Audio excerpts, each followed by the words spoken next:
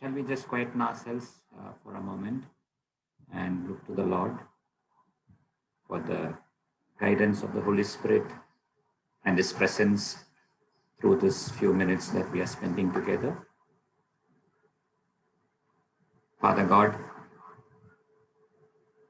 let the words of my mouth and the meditations of each one of our hearts be acceptable in your sight. In Jesus' name we pray.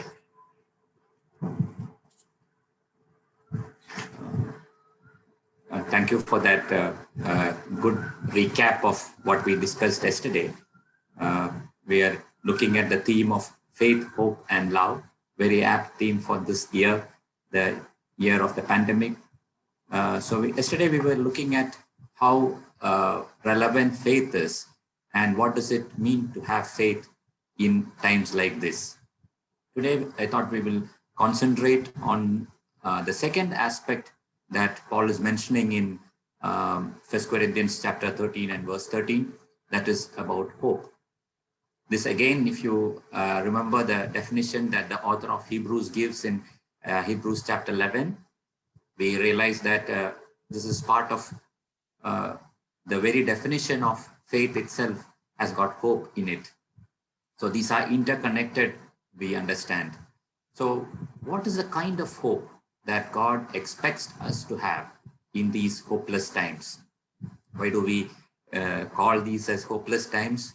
Most of us have never been in situations like this, as we mentioned yesterday.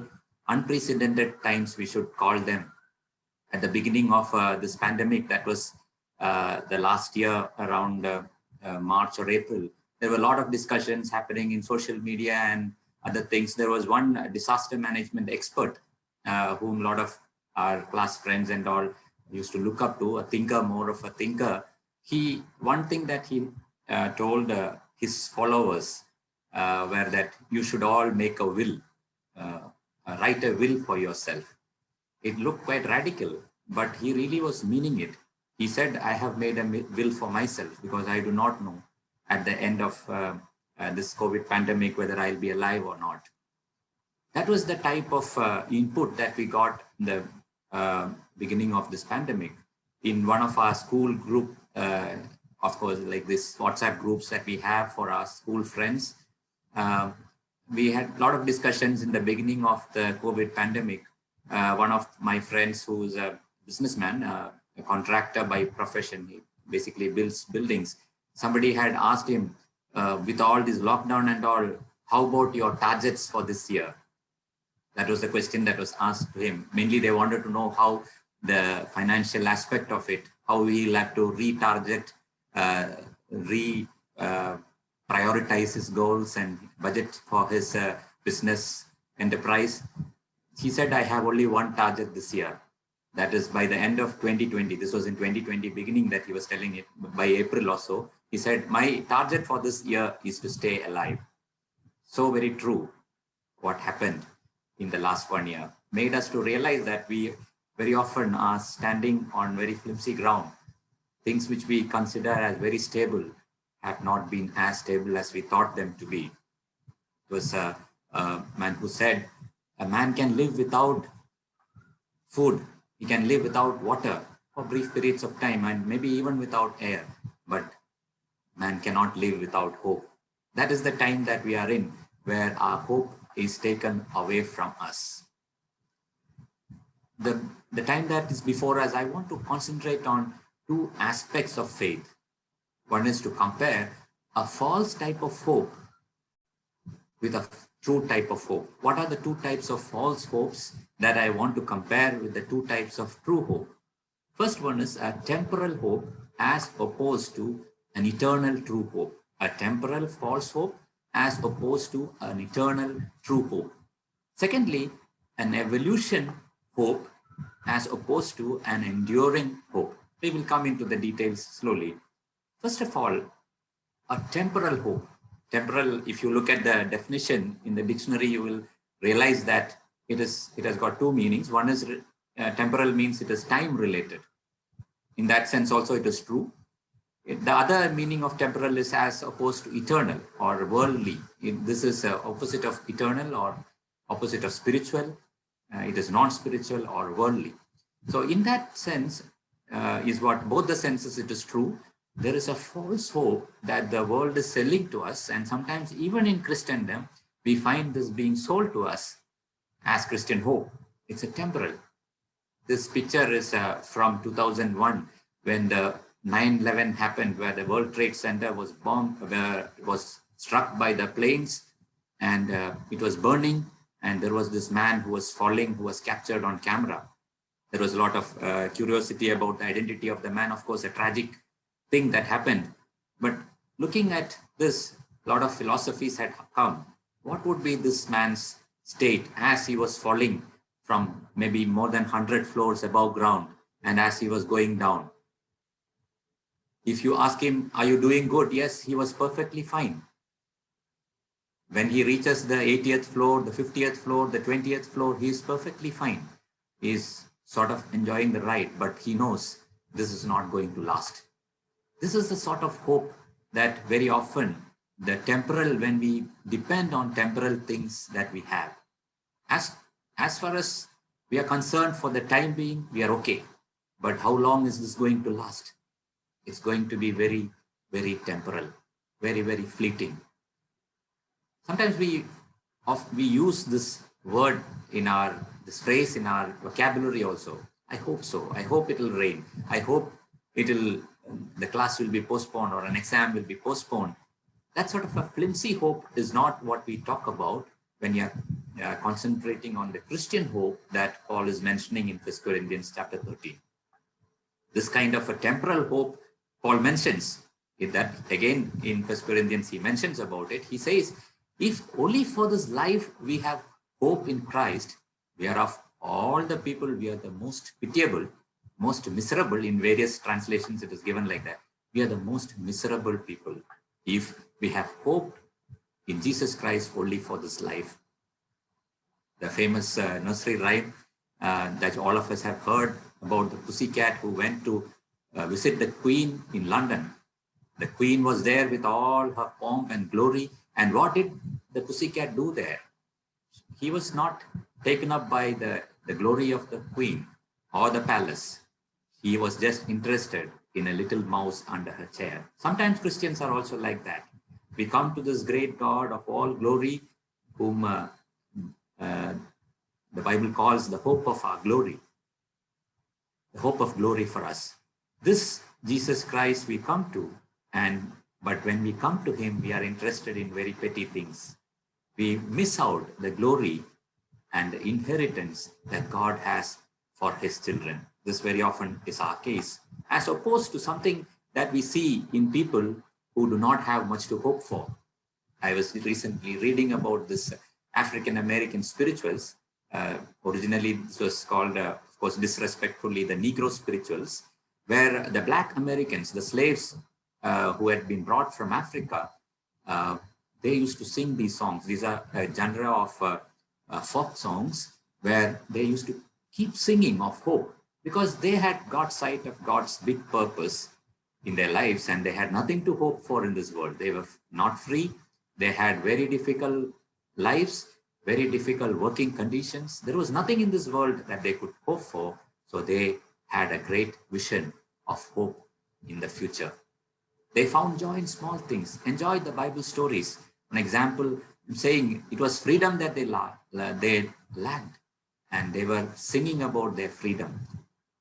How when I go home, when I die, I will be ultimately free. In fact, in the tombstone of Martin Luther King, it is written, free at last. That is the sentiment that they had about death. Because they had very little light in their lives, they could look at eternity and see that light and rejoice about it. We are supposed to be light in the darkness, and the light is not supposed to complain that it is darkness around. The more the darkness around, the more bright the light will shine. So it is the thing that we learn from the Black Americans spirituals, their folk songs, is that when we have nothing to hope for around us, then our vision of eternity becomes much better than when it is all bright and hopeful around us, the temporal hope. As opposed to this temporal hope is an eternal hope, which is always beyond the grave. Eternal hope always brings in the aspect of death. I know I'm talking to most of my listeners are in your late teens or early 20s.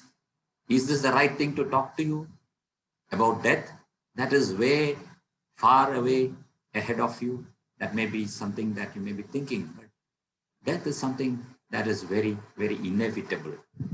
There is this Arabian story about called The Appointment in Samara. This is about a businessman in Baghdad. He had a servant who went to the marketplace, and there he meets Mr. Death, and he finds that Mr. Death is staring at him.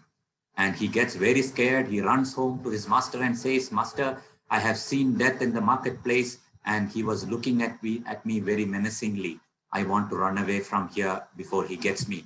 He gets a horse from the master, and he flees on his horse 75 miles away to a place called Samara. He goes away, and then the master, for some other reason, goes to the marketplace, and he also meets Death. And when he meets Mr. Death, the master asks Mr. Death, "You met my servant saw you in the morning in the marketplace. Why did you scare him? Why did you look very menacingly at him?" At this, Mr. Death told the master, "No, I was not looking at him to scare him. I was quite surprised to see him here." And the master asked, "Why are you surprised?" He said, "I have an appointment with this man in Samara tomorrow, and I was surprised that he was in Baghdad." That shows the inevitability of death. Somebody trying to flee away from death and goes right into the trap of death. It is so inescapable for all of us. It is impartial, whether you are rich or poor or educated or illiterate, you are male or female, old or young. Death is impartial. It often is unpleasant also, which is why Apostle Paul calls it has got a sting in it. The sting of death is what Paul speaks about. It is one of the things that is a leveler, you can call it. You know, what is the condition which has got the highest mortality in human history? Of course, not COVID. It is not any human disease. The condition with the highest mortality is birth. I hardly know of 3 people who have not died, apart from the people who are living right now, who have not died, who have born. Almost 100% mortality. If you are going to be born, the next most certain thing is death. Most of the other things in this life are uncertain, but death is very, very certain. It starts even before we come into the world. Even while the fetus is in the womb, we know that the cells have started dying. Of course, at that point, the number of multiplication, the growing cells will overtake the dying cells, and it will keep up the growth.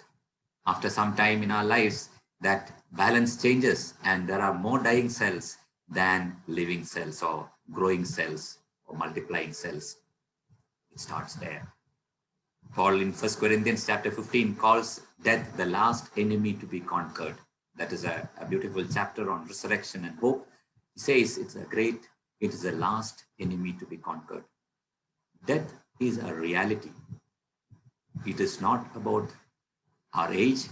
It is not about how equipped we are, how progressed we are, what all facilities we have, whether we are living in a city with or the country with the best of medical equipments. That doesn't matter.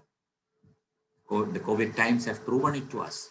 It was the best equipped countries like Spain and Italy and New York, where they had to choose between ventilating an 80-year-old man and a 70.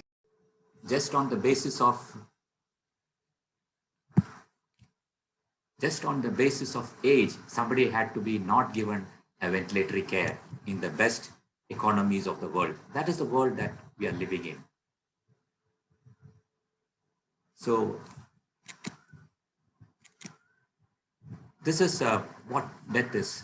It was Francis Bacon who said, "Men fear death as children fear to go into the dark." And as we hear more and more stories of death, our fear increases.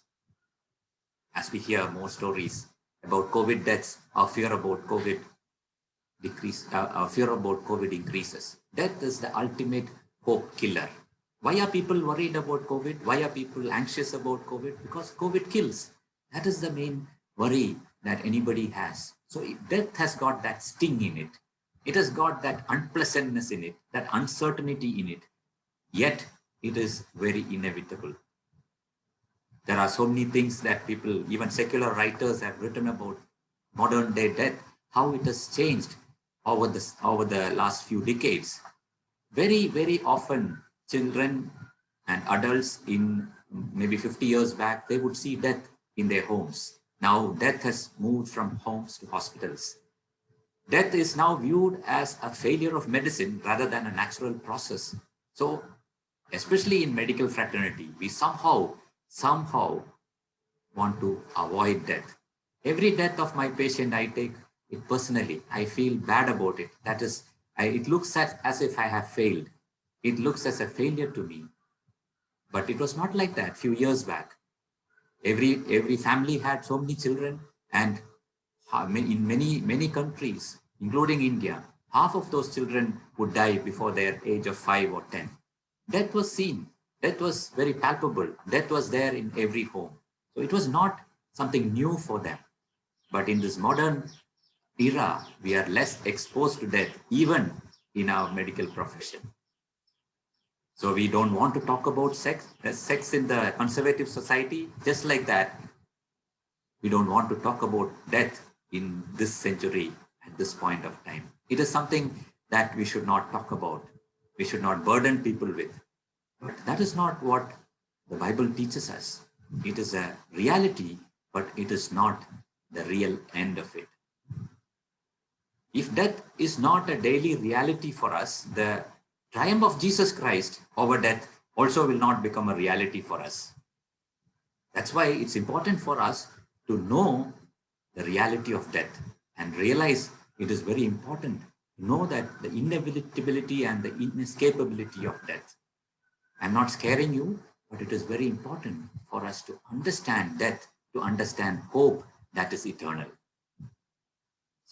Somebody had written it in an atheist tombstone. It's mentioned, here lies an atheist all dressed up, but nowhere to go.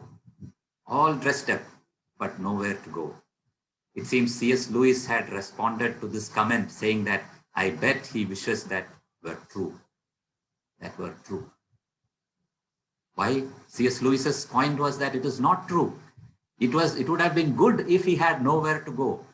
But it is unfortunate that this atheist has somewhere to go, and that is not going to be a pleasant place. That is the truth of death. Unless we recognize this reality of death, we cannot realize the eternal hope that God has promised us.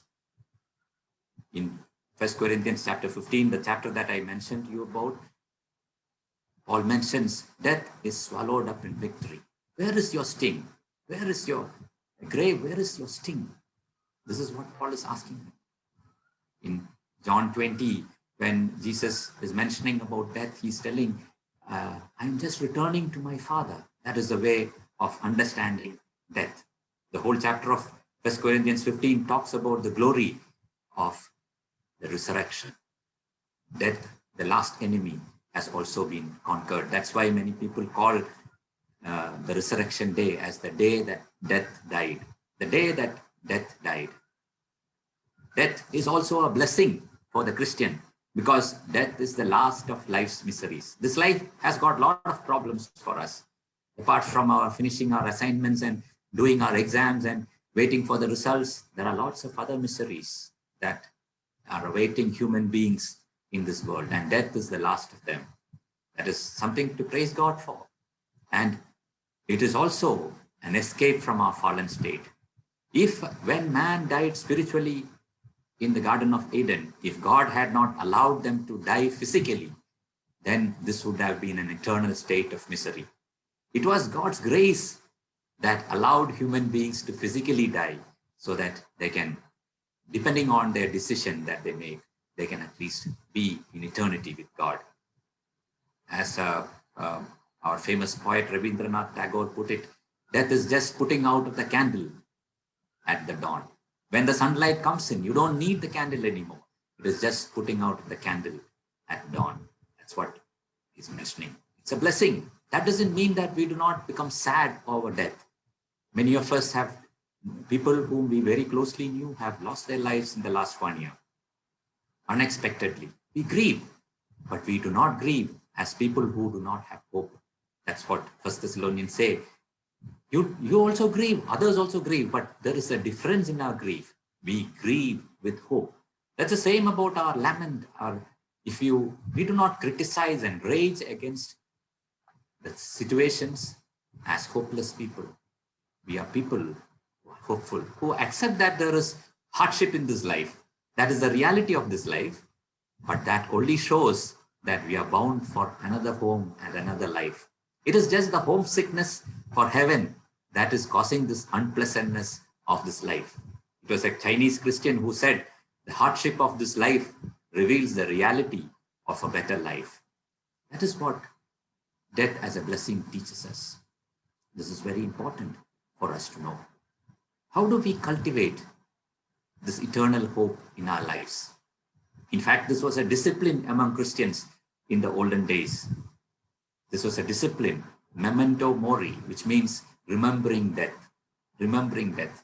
And if you have in the previous centuries, there were Latin texts on the art of dying. This was a Christian text. How a person should die, what all people should teach them before they die, or help them with when they die. This is called ars moriens. There are, you can Google it and see, all these were Christian disciplines, remembering death. We come to Psalms 90 and verse 12. The psalmist is asking the Lord, Lord, teach me to number my days. Teach me to number my days so that I will be wise. And the same psalm, as it goes, the next verse and the next verse, it says, satisfy us in the morning with your unfailing love, that we may sing for joy and be glad all our days. The days of our life, if it has to be glad, we need to have a clear concept and an idea of our death. Teach us to number our days, not to be scared, not to be worried about death, but so that we can live gladly all our days of life. Only by facing and accepting the reality of my coming death that I can become authentically alive. So it is the best way to enjoy our life is to be honest about our death. It is coming, but am I prepared for it? Am I prepared for it?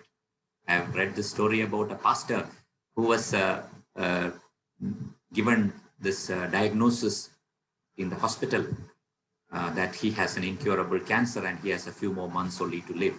As he was walking back from the doctor's clinic to his home, a beautiful place that he lived in, he looked around, he looked at the scenery, which he so loved, and he looked at it and he said, I cannot enjoy it for more than a few months now.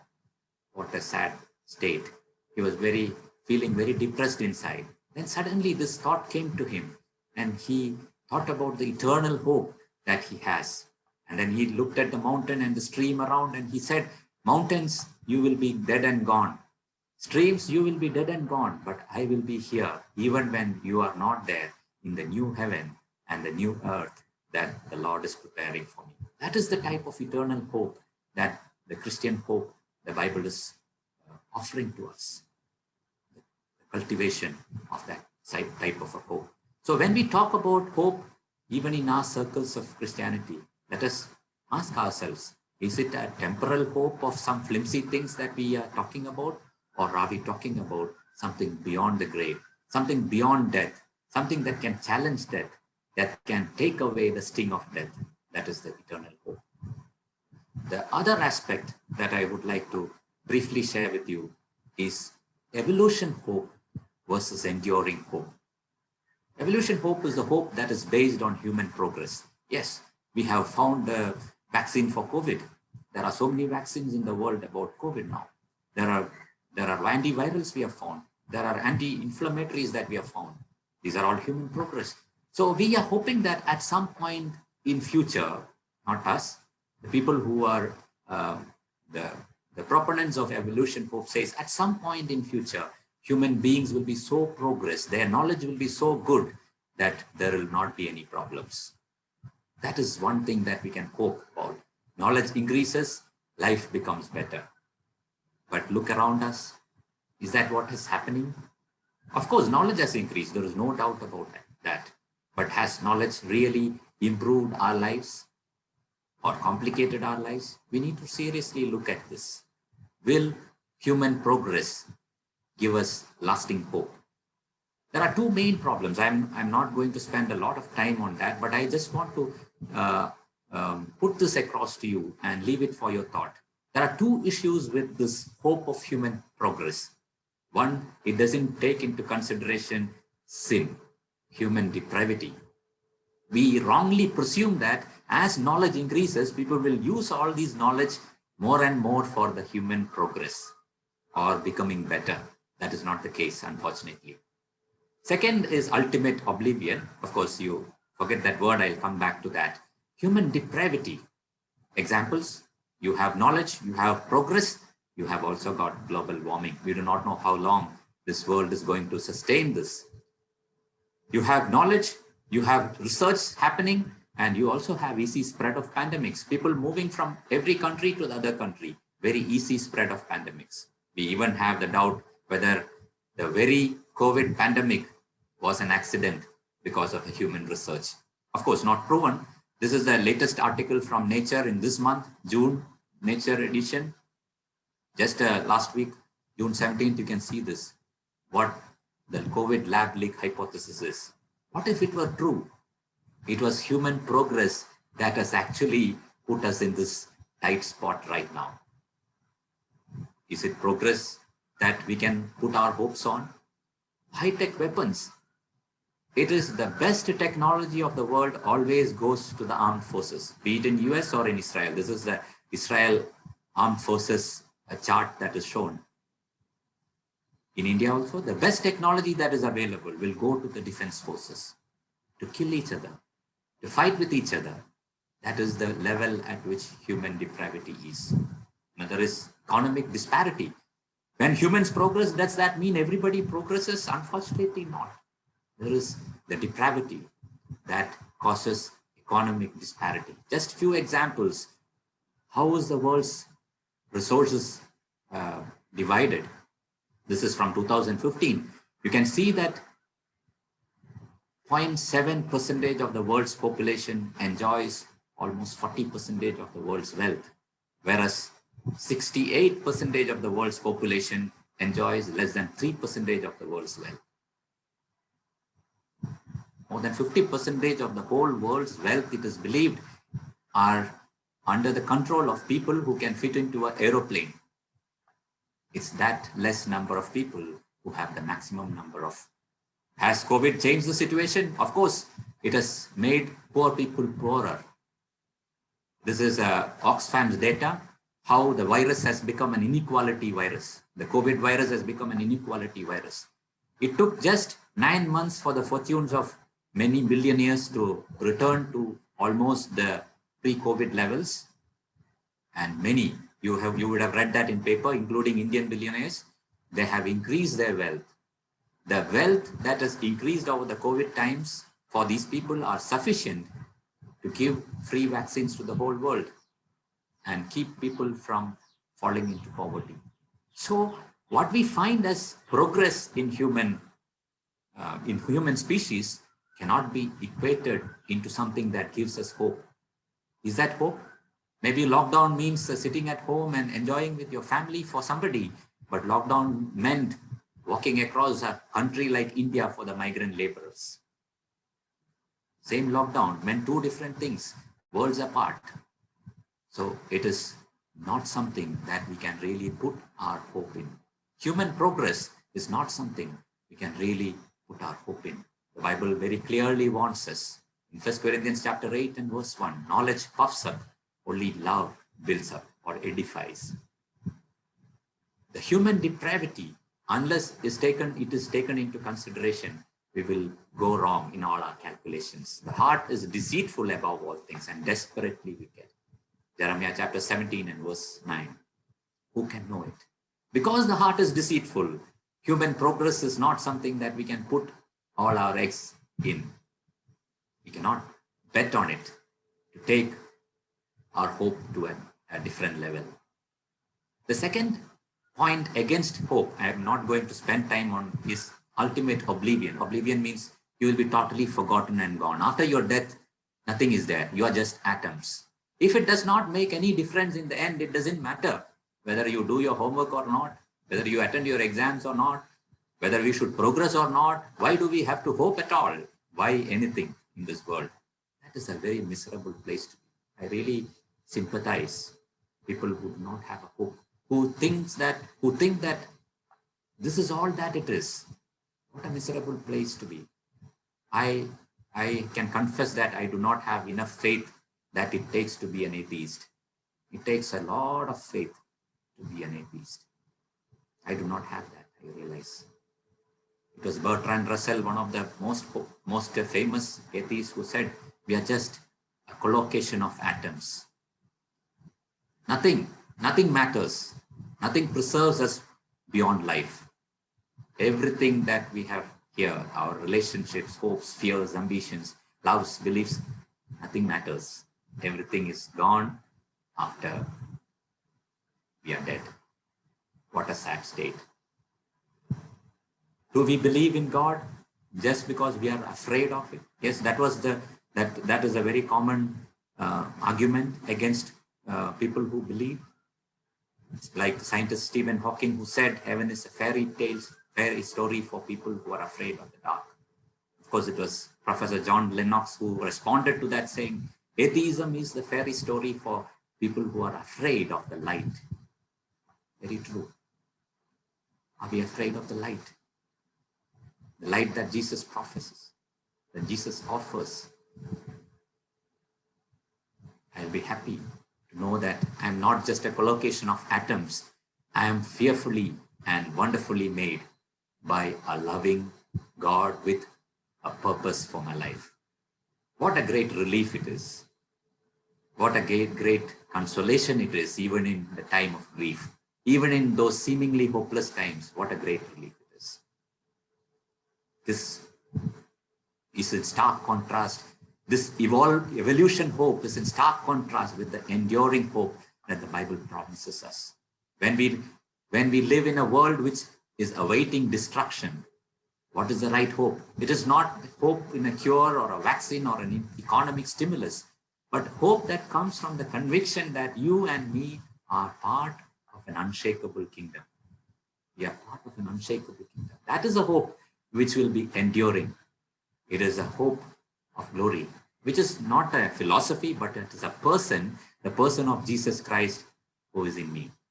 Christ in you, the hope of glory, Paul says in Colossians chapter 1 and verse 27. C.S. Lewis has put it beautifully. It's a big passage. I have cut some portion of it, but I'll just briefly mention it. What does this hope mean? It means you have continually looking forward to the eternal world. It is not escapism. It is not wishful thinking. It does not mean that we are to leave the world as it is. We don't do anything in this world. We are so heavenly minded that we are of no earthly good. It is not that what it means. C.S. Lewis says, if you read the history of this world, you will find that the Christians who did the most for the present world were just those who thought most of the next. Look at abolition of slavery. Look at all the social reforms that have happened. There's people who had a clarity about heaven. They did more for this earth because of that clarity. So he's saying, aim at heaven and you will get earth thrown in. And aim at earth and you will get neither. Very wisely put in by C.S. Lewis. This is the enduring hope that Paul is mentioning in 1 Thessalonians also. The same verse that we looked at yesterday. There is a work that is produced by faith. There is a labor that is prompted by love. And there is an endurance that is inspired by hope. It is this hope that actually inspires endurance, perseverance, helps us to tide over situations like COVID or the Spanish flu or the World War or whatever. An enduring hope. It was Viktor Frankl, the man who, a neuroscientist, psychiatrist, psychologist, all his books on meaning of life and all are even now psychology textbooks. He was a Jew who lived in the concentration camp. He lost his father, his mother, his brother, his wife. All of them were killed in the concentration camps. His wife probably died of typhus. But he was looking at all around him in the Nazi concentration camp. He was seeing people dying. One of the things that he noticed was those who were resistant to death were the ones who had some hope. Sometimes it was not even hope in God. It was hope that somebody is waiting for me outside when I come out of the concentration camp. He particularly mentions about a time between Christmas and New Year. I think it was in 1945. Everybody had the hope that by Christmas time, the war will be over and you will be able to go back home. And it didn't happen. When they couldn't leave the concentration camp before Christmas and be at home for the New Year, their hope just went down. So many more than usual people died in that 1 week, he noticed. He said, when hope is lost, people just die. Endurance is inspired by hope. That is what Paul was telling 1 Thessalonians. Your endurance is inspired by the right kind of hope, which is called the enduring hope. That is what Viktor Frankl found in his own experience and also in the experience of his co-prisoners in the concentration camp. It was a secular philosopher who said, if you know the why of it, you can endure any how of it. When you know why we are suffering, we can endure any how of the suffering, he said. What is this enduring hope? There is a recent book which has come out recently called Having Resolute Hope in Anxious Age by two journalists, Sarah Silstrop and Colin Hansen. They have brought out this book and they were looking at, is there hope for this world? And they were mentioning about two ways in which we can have this enduring hope. He said you have to think big as well as think small. Thinking big is understanding God's plan for this world, from creation to fall to redemption and restoration. There is something for us to hope for. History is God's history, God's story. Thinking small is my own small story within God's story, where I find real life evidences, real life signatures of God's presence, and I take joy in that. The small beginnings, the small things of life, a flower that is in bloom, a mist that is in the morning. We take joy in small things. A polite word, a loving look, a smile. We look at things small and find joy in it, find hope in it. So you need to think big about God's meta-narrative or God's big story, and think small about our own small stories and the multitude of small stories that are happening around the world, which are full of hope. I want to stop with the story, which is very familiar to most of you, about the lady by name Johnny Rexon Dada. She was at 17 years on a diving accident. She became a quadriplegic. That was in the year 1967, almost half a century back. She was depressed. She went through turbulent times. She lost hope, but finally she found hope in Jesus Christ. She came, and her life after that was a great blessing for many people in this world, especially the disabled people. She found the organization Johnny and Friends, which even today supplies wheelchairs to many hospitals, our own Christian network, which EMFI and EHA and all are part of, Wheels for the World. They have also started a Christian Institute on Disability. She has been in the forums of on lawmaking for disabled people. So many things have happened. But there was a hope that endured, a hope which made all this possible. So this is the kind of enduring hope that we talk about in our life. We have to ask ourselves, what is the type of hope that we hold on to? So we were talking about two different kinds of faith, false hope and two different kinds of hope, false hope and true hope. False hopes are based on things temporal, based on human progress, temporal hope or evolution hope. The true hope is based on eternity, eternal hope or enduring hope. So let us look into our lives. Look at the examples around us. Look at the scriptures, how people have found hope. What is the kind of faith, hope that we have? Is it an eternal hope? Is it an enduring hope? If we have the right hope, the eternal hope. We will have an enduring hope for whatever is needed for this life.